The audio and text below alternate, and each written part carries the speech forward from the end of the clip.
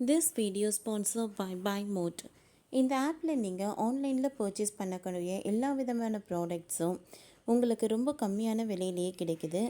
இதோட லிங்க் உங்களுக்கு டிஸ்கிரிப்ஷனில் கொடுத்துருக்கேன், யூஸ் பண்ணி பாருங்கள். பச்சை வேட்டி தேங்காய் நாறு கயிறால் சாட்டையடி, செருப்பு கழட்டிட்டேன் முருகனிடன் போரும். அண்ணாமலை.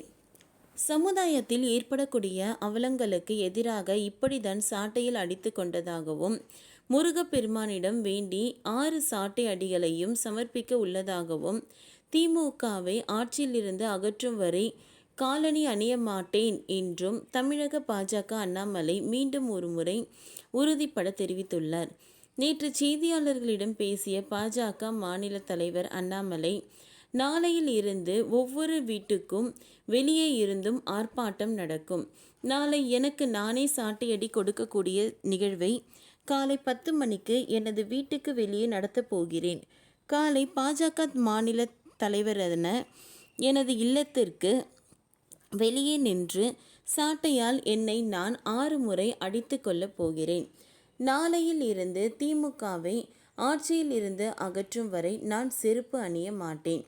நாளையில் இருந்து 48 நாட்கள் தான் விரதம் இருக்கப் போகிறேன். பிப்ரவரி 2வது வார முடிவில் 6 படை வீட்டுக்கு நான் போகப் போகிறேன். முருகப்பெருமானிடம் முறையிடப் போகிறேன் என்று கூறியிருந்தார்.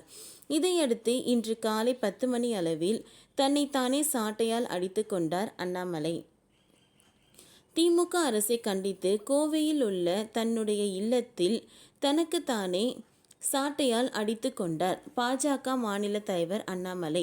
பச்சை வேட்டி அணிந்து சாட்டை இல்லாமல் தேங்காய் நாற்றால் செய்யப்பட்ட சாட்டையால் 8 முறை தன்னைத்தானே அடித்து கொண்டார்.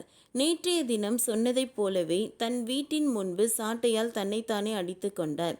9வது முறை சாட்டையால் அடித்து கொள்ளப் போகும்போது அங்கிருந்தவர்கள் அவரை தடுத்து நிறுத்தினர்.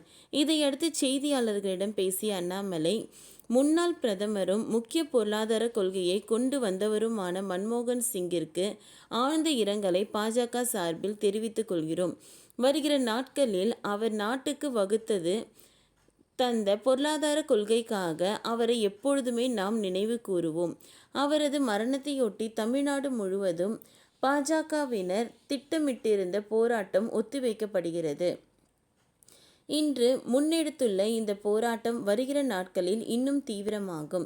கண் முன்னையே அடுத்த தலைமுறை அழிந்து கொண்டிருப்பதை பார்க்க முடிகிறது. போரில் கூட பெண்களின் மீது கை வைக்க கூடாது என்பது மரபாக உள்ளது. ஆனால் தமிழகத்தில் பெண்கள், குழந்தைகள் மீதான குற்ற செயல்கள் நாளுக்கு நாள் அதிகரித்தபடியே வருகிறது. முருகப்பெருமானிடம் வேண்டி 6 சாட்டை அடிகளையும் சமர்ப்பிக்க உள்ளோம். இன்றிலிருந்து விரதமும் மேற்கொள்ளப் போகிறோம். காலணியை நேற்றே கழட்டி வைத்து விட்டேன். செருப்பு அணிய மாட்டேன். திமுகவை ஆட்சியிலிருந்து அகற்றும் வரை காலணியை அணிய மாட்டேன். உடலை வருத்தி ஒன்றை செய்யும் போது அதற்கான பலன் கிடைக்கும் என்பதால் தான் இந்த சாட்டையடி போராட்டம் நடத்தப்பட்டது. சமுதாயத்தில் ஏற்படக்கூடிய அவர்களுக்கு எதிராக இப்படி நான் சாட்டை அடித்து கொண்டேன். நாங்கள் அறவழியில் செல்கிறோம். இது தனி மனித வெறுப்புக்கான இல்லை, ஆண்டவருக்காக சமர்ப்பித்துள்ளோம். நான் நேர்மையாக விவசாயத்தில் ஈடுபட வருகிறேன். 2026ஆம் தேர்தலில் தோற்றாலும் கவலைப்பட மாட்டேன். மக்களின் மீது நம்பிக்கை வைத்து அரசியல் செய்கிறோம். சேகர்பாபு போல முதல்வரின் காரில் தோற்றி செல்வது மட்டுமே அரசியல் இல்லை. அதை நகைச்சுவையாக பார்ப்பவர்கள் பார்த்து கொள்ளட்டும். எல்லாம் பதவியும் வெங்காயம் போல உரிக்க ஒன்றுமில்லை. தனி மனித வாழ்க்கைதான் முக்கியம் என்று கூறியுள்ளார். இந்த வீடியோ உங்களுக்கு பிடிச்சிருந்தால் லைக் பண்ணுங்கள், ஷேர் பண்ணுங்கள், சப்ஸ்கிரைப் பண்ணுங்கள். தேங்க்யூ.